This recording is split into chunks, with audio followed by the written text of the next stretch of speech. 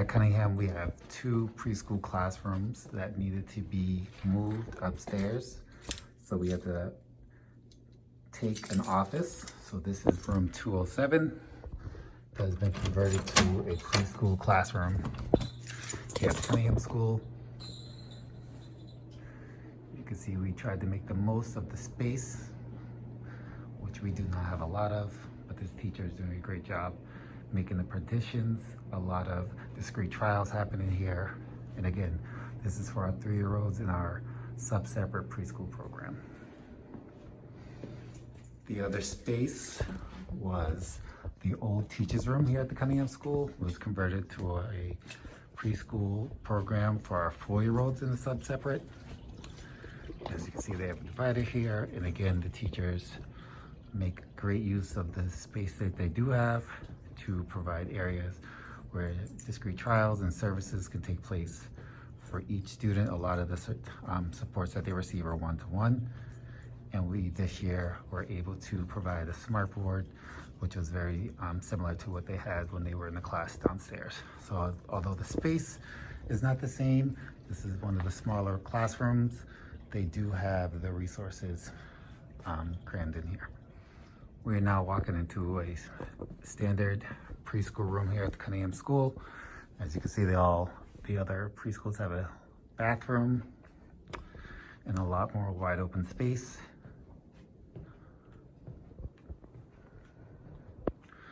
We have 3 classrooms that look like this for preschool. We used to have 4, but again, we had to move one upstairs due to the growing numbers in that room and make 2 preschools, sub-separate classes. As a result of the 2 preschools moving to the 2nd floor, we had to take the boys' bathroom and reserve it for only the preschool students so that teachers can come in here with the students and do the potty training if necessary. That leaves only 1 bathroom on the 2nd floor and for the boys and 1 bathroom on the 2nd floor for the girls on the opposite end of the hall. We are now walking into our cafeteria. This is the shared space between the Cunningham and the Collicott. Students come here to eat their lunch. This is where our assemblies take place. Currently, we had to move the art furniture and the music furniture on the stage because those rooms are being used as a medical waiting room this year.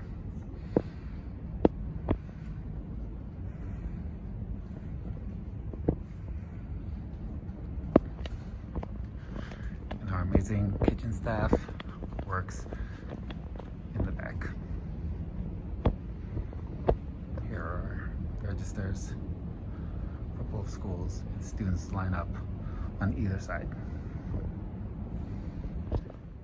Here is the back playground for the kindergarten and preschool students only. So we share this with the Collicott School.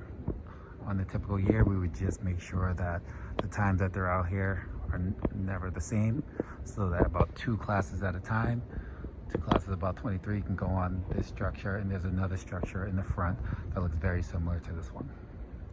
The older students use this main structure that I will show to you in a minute. If you walk out of the cafeteria, you can see the main play structure. This is where students in grades 1 through 5 come after they eat lunch in a typical year. They will come to this play structure. Usually either both first grades from Cunningham Collicott or 2 grade levels from one school will come out here at a time. So it could be first and second grades from just Cunningham or both first grades from both schools. It depends on the year. Sometimes we switch it up. We now have the additional green space, which is across the way. We have not had a normal year where we've been able to take advantage, but we're very glad that it will be available for students in the fall. Here we have the Collicott Adjustment Counselor's office. This was once part of the nurses station. Walls were built and screens were put up so that the adjustment counselor had some space to do some work and see students. Again, this was a piece of the nurse's office. As you walk into the shared Cunningham Collycott Library, there's a lot going on here. We have a section that's for our technology teacher who comes here and does lessons with students every day. So this is her setup, along with managing all these devices.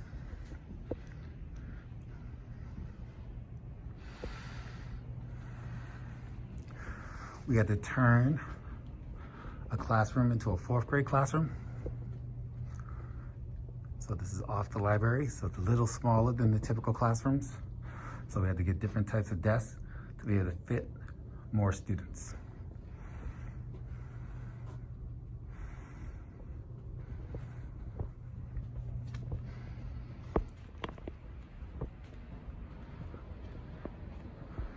As you can see, this is another section where small group work takes place.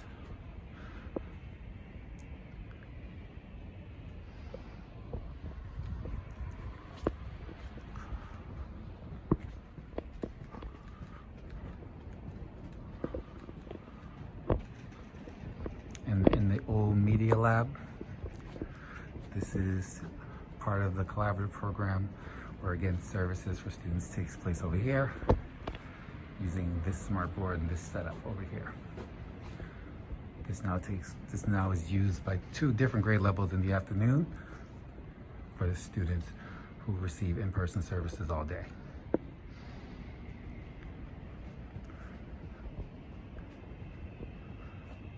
In the back, we have one more station in the middle for a teacher. And in the corner, this is where the 4th grade remote teacher for Cunningham Collycott works.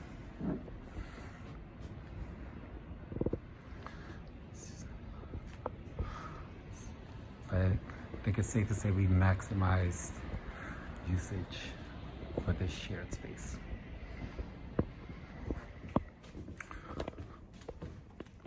Another challenge we've had is providing our special educators with spaces to do services with students. So in room 315 here at the Cunningham School, you can see I have 3 different educators working out of this one space.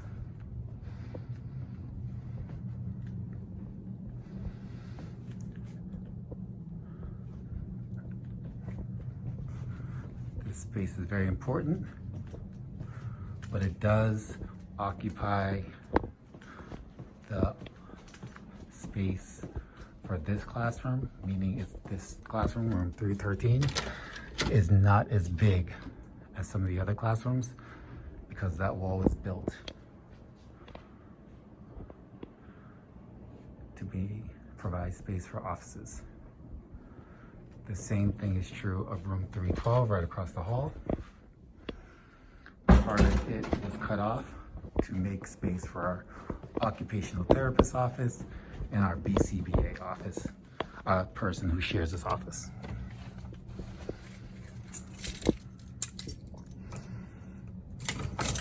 Our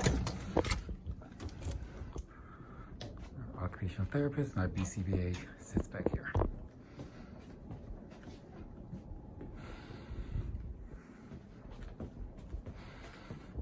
So prior to those spaces for the offices, the classrooms would typically be this size. So this is a 5th grade classroom that is longer since no office is cutting it off.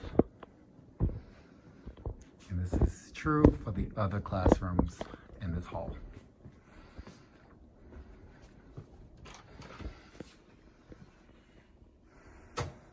So there's 4 classrooms that aren't impacted, and there's 2 that were.